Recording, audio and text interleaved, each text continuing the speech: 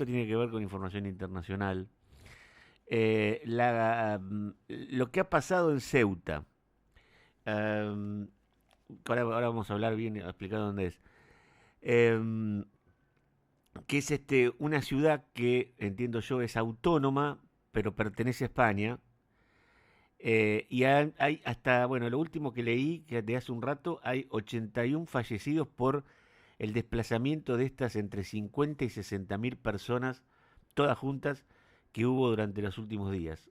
Em, que por supuesto esto ha puesto en alerta a toda Europa. Ahora vamos a ver bien por qué. Lo vamos a molestar a nuestro amigo Juan Rial, que es analista internacional, que es profesor de la Facultad acá de Ciencias Jurídicas y Sociales de la Universidad Nacional de La Plata.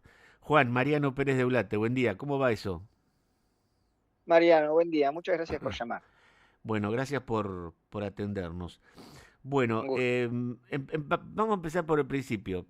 Vamos a ubicar dónde está Ceuta para que la gente entienda de qué estamos hablando.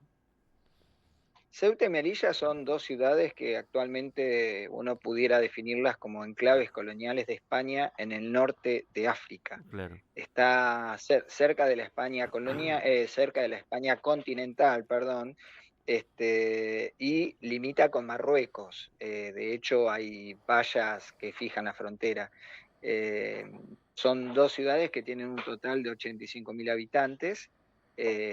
Ceuta tiene 85.000 habitantes, y de allí lo notable, a ver, se vivió prácticamente como una invasión porque aumentó el 70% de la población en cuestión de horas, que es lo que se vio en las imágenes, la entrada masiva de gente desde Marruecos ante una ola de fake news que indicaban que la frontera está abierta. Eh, lo que hay que aclarar es que independientemente de que hace parte de España, no hay una libre comunicación entre la España colonial, estos resabios coloniales, y la España continental. No es que se puede ir de Ceuta y Melilla hacia la España en Europa sin mayores problemas. Así que hay muchísimas especulaciones en torno a estos sucesos, quién los motorizó, cuál fue el objetivo que llevaba a motorizarlos, y bueno, ahora hay una especie de control de daños por parte del gobierno de Pedro Sánchez que quedó severamente perjudicado frente a sus socios europeos.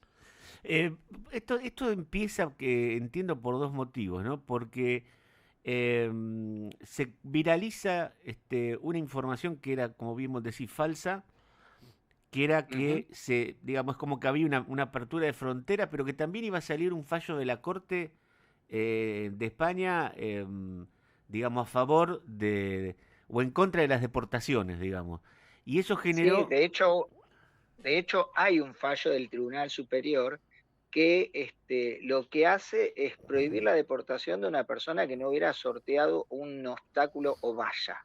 claro, Entonces, se interpretó, las redes de trata de personas y los medios de comunicación alternativos, entre comillas, Mariano, interpretaron que quienes fueran a través del mar no iban a ser deportados porque no habían superado ninguna valla ni ningún cerco. claro. Es una interpretación, si se quiere, forzada de lo que la sentencia básicamente quiere decir, pero de todos modos, justamente para tratar de solucionar ese problema es que están poniendo boyas en el mar y una especie de cerco inflable que está flotando en el ingreso de Ceuta y Melilla, como para cumplir al pie de la letra con la sentencia del Tribunal Superior Español, eh, ante críticas internas y ante críticas externas, porque en esto se montaron tanto Vox como el Partido Popular, Claro. hablando de la liviandad en la política migratoria de Pedro Sánchez, lo cual se une también a que hace un mes terminó un proceso de regularización de inmigrantes ilegales en España, que también fue muy criticado por la derecha, no solo la derecha española, sino la derecha europea en general, porque se había previsto que iba a contar con unas 500.000 peticiones, más o menos, y Pedro Sánchez explicaba que hacía falta justamente regularizar a los inmigrantes ilegales porque, como pasa en gran parte de Europa, la población la población nativa está envejecida, falta mano de obra, y entonces la mejor forma de garantizar que la mano de obra estuviera activa y pudiera sostener los regímenes de retiro era justamente a través de la legalización de estos trabajadores que estaban en situación irregular, y la cantidad de pedidos superó el de 1.200.000. Lo cual generó enorme tensión por parte de la derecha, no solo española, insisto, porque hubo una muy dura reacción por parte de muchos de los países de la Unión Europea, dado que la europea continental, la España continental, perdón, la España continental, hace parte de un tratado que origina lo que se conoce como la zona Schengen, donde hay libre circulación de mercaderías y personas. Es como si no existieran las fronteras entre los países que hacen parte de la zona Schengen, que Claro. son en la actualidad 29, los de la Unión Europea, más Noruega y Suiza. Pero hay que hacer la aclaración, independientemente de que hay libre circulación, esto quiere decir que ese cerca de 1 millón de personas que regularizó su estatus migratorio en España puede circular libremente por todos los países de la zona Schengen. Y de ahí puede conseguir trabajo o ejercer su profesión, ya sea en Portugal, en Francia, en Italia, en Alemania o en donde quisiera, porque la Unión Europea, aparte de garantizar la libre circulación de personas y mercaderías, garantiza lo que se conoce como libre establecimiento. Eso indica que alguien que fuera abogado y estuviera legalmente como ciudadano español, independientemente de que no fuera nativo, puede ir con su título de abogado, de ingeniero, de médico, Claro. cualquiera fuere, a ejercer a Polonia, o a ejercer a Chequia, o a ejercer a Italia, o a ejercer a Alemania, o a ejercer a Suecia, y estos son los países que han reaccionado frente a esta situación y ante las imágenes que demandaron una respuesta por parte de Pedro Sánchez y del resto de Europa, porque la verdad parecía medieval lo que se veía. Tremendo. Ahora, comentado esto, Mariano, hay que aclarar que Ceuta y Melilla no hacen parte de la zona Schengen. En la zona Schengen son los países de Europa continental, no son las Sí, sí, te posesiones de entiendo. ultramar. Sí, te entiendo, te entiendo. Así que Ahora, ¿cómo se le independientemente complicó de a que Sánchez? quieran, sí, ¿Cómo se le complicó a Sánchez? sí, Porque en toda Europa, porque prácticamente, bueno, Meloni directamente en Italia, el viernes, si no me equivoco, suspendió el acuerdo de libre circulación con España, que no tiene frontera con Italia, durante un mes. que no tiene frontera con Sí, Italia. sí, tiene más explicaciones en materia de política doméstica porque está creciendo muy fuertemente la figura de un general retirado dentro de la ultraderecha que es Roberto Banacci. Es Ah, mira. decir, está erosionando su capital electoral. Y recordá que en Italia el sistema es parlamentario, Ujú. los ejecutivos, los gabinetes resultan de la composición de las fuerzas parlamentarias. Si se presentara la alternativa de que Roberto Banacci fuera el primer candidato a legislador del partido antiguamente los hermanos de Italia, es decir, es una derivación de lo que era el fascismo de Mussolini, el actual partido de Meloni, pudiera perder su rol de primera ministra. Así que tiene que endurecer el discurso a la luz de estos sucesos justamente por esa cuestión. Pero ahí está la paradoja. Vos bien señalabas, Italia no tiene fronteras con España, lo que va a hacer es durante un mes efectuar controles más estrictos con respecto a todas las personas provenientes de España y a los bienes provenientes de España. El acuerdo Schengen no puede ser terminado. Puede suspenderse de manera Claro. temporaria ante situaciones muy graves como las que vimos, pero las que vimos sucedieron en, insisto, un espacio geográfico que no es parte de la zona Schengen. Así que acá hay un aprovechamiento político claro.